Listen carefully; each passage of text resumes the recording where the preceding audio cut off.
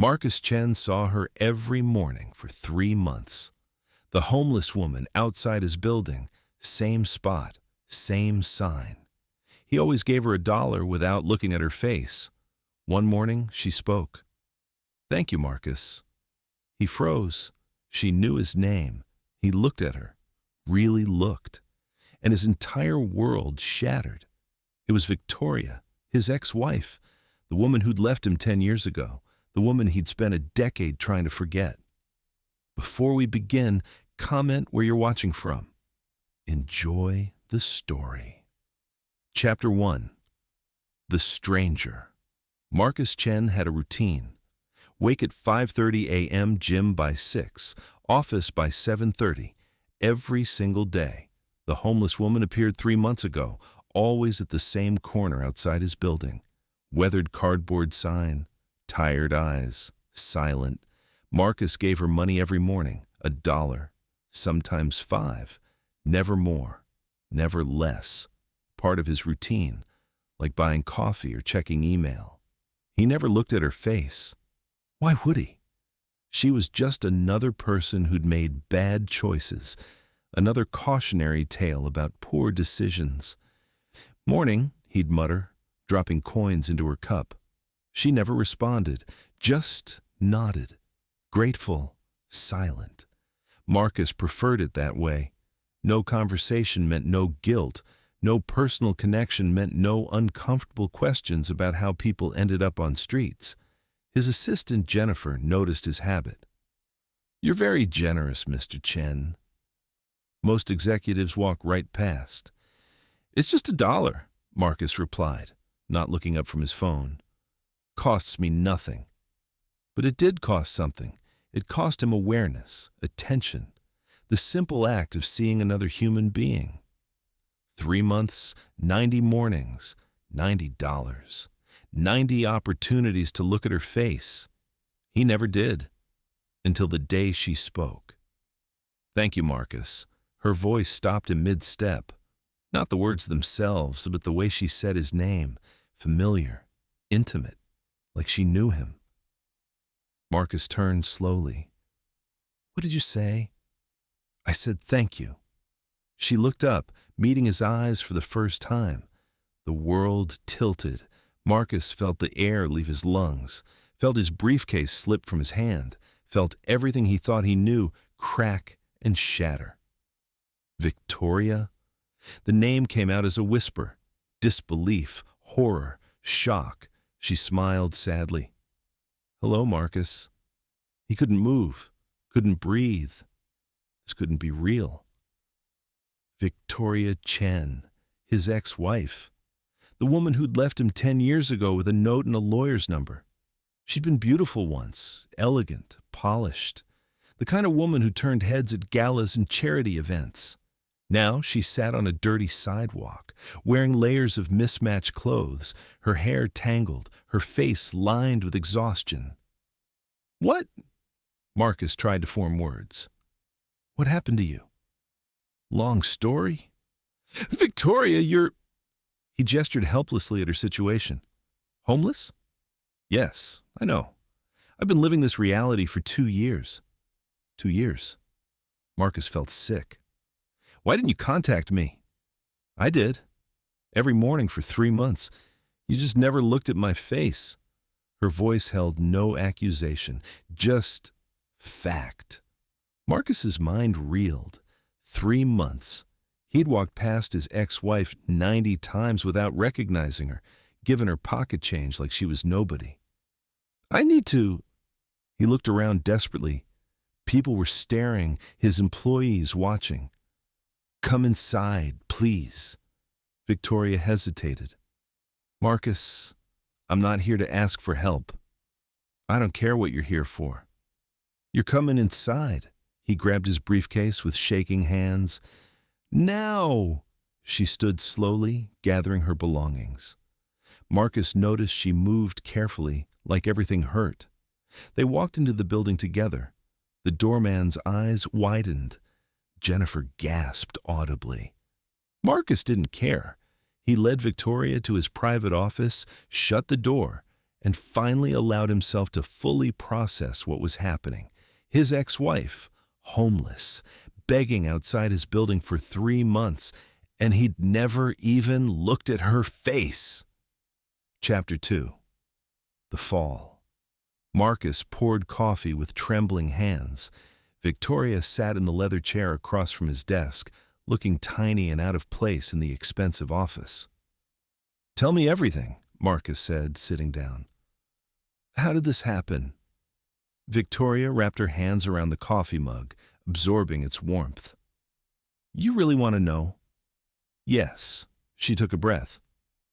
"After the divorce, I got half of everything, $15 million, the house in Connecticut. I thought I was set for life." Marcus remembered. The divorce had been brutal. Victoria's lawyer had been vicious. He'd lost half his company's equity. "I started investing," Victoria continued, "met a financial advisor named Richard. He seemed brilliant, showed me returns of 20%, 30% annually. I trusted him." Marcus felt dread creeping in. Ponzi scheme? Worse, he was just stealing, forging documents, making fake accounts. By the time I realized, everything was gone. Every penny. "You could have sued." "I tried." He'd fled to Panama, untouchable. My lawyer said recovery was impossible. Marcus processed this. "That was what, 8 years ago?" "What happened after?" "I sold the house, paid my legal fees, tried to start over, got a job in marketing. Nothing fancy, but enough to survive." She paused. "Then I got sick." "Sick how?" "Breast cancer, stage 3. I fought it for 2 years, beat it, but the medical bills destroyed me. Even with insurance, I couldn't keep up." Marcus felt his throat tighten. "Victoria, I lost my job while I was in treatment. Couldn't work, couldn't pay rent. Lost my apartment. Ended up in my car. Then lost that too when I couldn't afford payments." She looked at him directly. "That's how it happens, Marcus. Not all at once, bit by bit until there's nothing left." "Why didn't you tell me? Why didn't you ask for help?" "Because you hate me." The words were simple. True. Marcus couldn't argue. He had hated her. For leaving. For the brutal divorce. For taking half his company. "I read about you," Victoria said quietly. "Your success. Your company growing. Your engagement to that tech CEO. You built an empire after I left. I didn't want to be the ghost that haunted your perfect new life." "So you just gave up?" "No. I survived, one day at a time, found shelters when I could, stayed safe, stayed alive." She met his eyes. "I sat outside your building because it felt like being near something familiar. Something from my old life. I didn't expect you to notice me. I gave you money every day." "You gave a homeless person money." "You never gave me anything because you never saw me." The accusation landed like a physical blow. She was right. Marcus had walked past her 90 times, looked right through her. "I'm sorry," he said, and meant it. "For what? Not recognizing me?" "Marcus, I barely recognize myself." Victoria smiled sadly. "I'm not angry. I'm just tired." Marcus stood up, walked to his window overlooking the city. Victoria's reflection in the glass showed how far she'd fallen, how invisible she'd become. "What do you need?" he asked. "Nothing." "I told you, I'm not here to ask for help." "Victoria, you're homeless. You're sitting in my office looking like you haven't eaten in days. Let me help." "Why?" "Because you feel guilty? Because seeing your ex-wife like this makes you uncomfortable? Because it's the right thing to do." She laughed bitterly. The Marcus I knew didn't care about right things.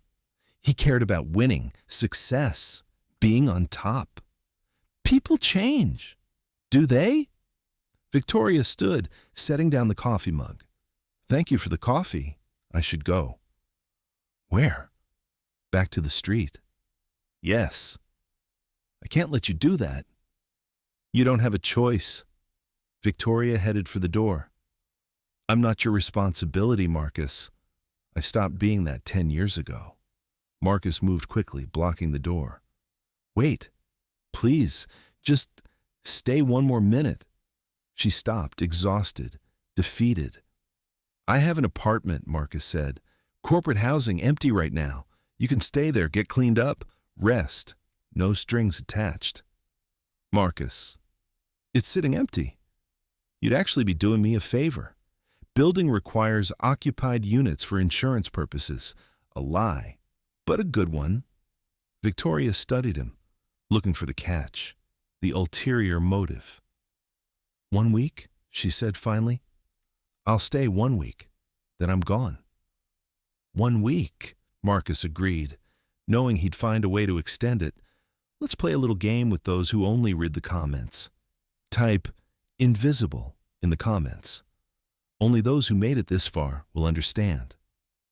Now let's continue with the story. Chapter 3. The Recognition. The apartment was small but clean. Modern furniture, stocked kitchen, safe. Victoria stood in the middle of the living room, tears streaming down her face. She couldn't remember the last time she'd been inside a real home. Marcus stood in the doorway, uncomfortable with her emotion. There's food in the fridge, clean clothes in the bedroom closet. They might be too big, but this is too much. It's an empty apartment. Use it. He set keys on the counter. I'll check on you tomorrow. Marcus? Victoria's voice stopped him. Why are you doing this? He thought about lying, about saying it was just charity, corporate responsibility. Instead, he told the truth. Because I spent 3 months walking past you without seeing you. And that makes me someone I don't want to be. After Marcus left, Victoria took her first hot shower in 2 years. The water felt like a miracle. She stood under it until it ran cold, washing away layers of dirt and shame. She found clothes in the closet, men's clothes too large but clean and soft. She put on sweatpants and a t-shirt that smelled like laundry detergent. In the kitchen, she opened the refrigerator. Real food, fresh vegetables, milk, bread. Victoria made a sandwich with shaking hands, ate it slowly, then made another. She couldn't remember food tasting this good. That night, she slept in a real bed for the first time in 2 years. No noise, no danger, no cold, just silence and safety. She cried herself to sleep. Marcus, meanwhile, sat in his penthouse, unable to stop thinking about Victoria, about how she'd ended up on his doorstep, about how he'd walked past her 90 times. He pulled out his laptop and searched her name, found old society page photos, Victoria at charity galas, Victoria at art openings, always elegant, always beautiful. Then he found the cancer diagnosis articles, the lawsuit against her financial advisor, the trail going cold. She'd told the truth, all of it. Marcus had built an empire in the 10 years since their divorce, doubled his company's value, made Forbes lists, dated celebrities, and Victoria had lost everything. The next morning, Marcus arrived at the apartment with breakfast, bagels, coffee, orange juice. Victoria answered the door looking different, clean, rested, almost like herself again. You came back, she said, surprised. I said I would. Marcus set the food on the counter. How was your first night? Best sleep I've had in 2 years. Victoria smiled, and Marcus glimpsed the woman he'd married. Thank you. They ate breakfast together, awkward at first, then easier as they fell into old patterns of conversation. What happened to us? Victoria asked suddenly. Marcus looked up. What do you mean? We were happy once, weren't we? Or did I imagine that? He thought back. We were happy. At the beginning. What changed? I did. Became obsessed with success, building the company, making money. Marcus paused. I stopped seeing you. Really seeing you. Just like I didn't see you on that sidewalk. I left because I was invisible to you. Isn't that ironic? I literally became invisible. I'm sorry. For all of it. The way I treated you during the marriage, the divorce, not recognizing you. Victoria was quiet for a moment. I'm sorry, too. For how I left. For how my lawyer went after you. I was angry and hurt, and I wanted you to feel what I felt. I did, Marcus admitted. It nearly destroyed me. But you survived. Built something even bigger. And you ended up on the street. Because of a con artist and bad luck and a healthcare system that fails people. Don't, Victoria said. Don't make me a victim. I made choices too. Trusted the wrong person. Didn't have backup plans. Still, no one deserves what happened to you. They sat in silence, years of hurt and anger and regret hanging between them. What now? Victoria asked finally. Now? Now we figure out how to fix this. You can't fix me, Marcus. I'm not trying to fix you. I'm trying to help you fix yourself. Chapter 4. The Rebuilding. Over the next week, Marcus became Victoria's lifeline back to the world. He helped her get a new ID, open a bank account, apply for jobs. She was qualified. MBA from Yale. Years of marketing experience. But the gap in her resume was a red flag everywhere. 2 years unemployed, one interviewer said. What were you doing? Surviving, Victoria answered honestly. She didn't get the job. Marcus watched her face fall after the 5th rejection. Come work for me. No. Why not? Because I won't be your charity case. I won't be the ex-wife you saved out of guilt. What if you're the qualified candidate who happens to be my ex-wife? Victoria shook her head. Your employees would never respect me. They'd see me as the homeless woman you took pity on. She was probably right. But Marcus had another idea. What if you worked somewhere else? Someone who doesn't know our history, someone I trust. He made a call. His friend David ran a marketing firm, owed Marcus several favors. She's brilliant, Marcus said. MBA from Yale. Just needs a chance. David hired Victoria within a week, not because of Marcus, because she aced the interview. I got it on my own merit, Victoria told Marcus, pride evident in her voice. I know you did. 3 months later, Victoria had her own apartment. Small, but hers. She'd saved enough for first and last month's rent from her salary. She invited Marcus for dinner. Cooked pasta, nothing fancy, but it was hers. Thank you, she said as they ate, for everything, for seeing me when I was invisible. I should have seen you sooner. Maybe, but you see me now. That's what matters. 6 months after that morning when she spoke his name, Victoria was thriving. New job, new apartment, new life. She and Marcus had coffee occasionally, friends, not romantic. Just 2 people who'd hurt each other and found forgiveness. I'm dating someone, Victoria mentioned one day. Yeah, Marcus smiled.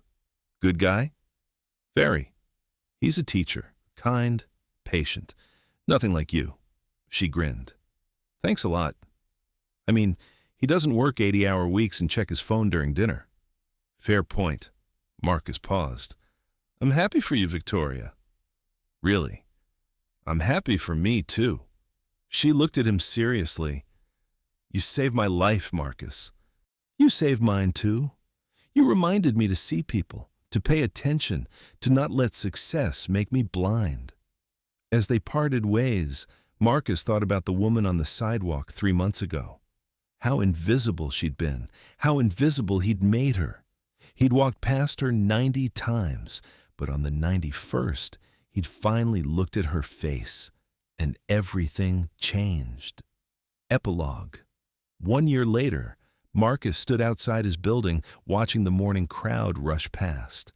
A young man sat on the corner, homeless, hungry, holding a sign. Marcus approached, but this time, he didn't just drop money and walk away. He stopped, looked at the man's face, really looked. "What's your name?" Marcus asked. The man blinked, surprised. "James." "Nice to meet you, James. I'm Marcus." He handed him $20.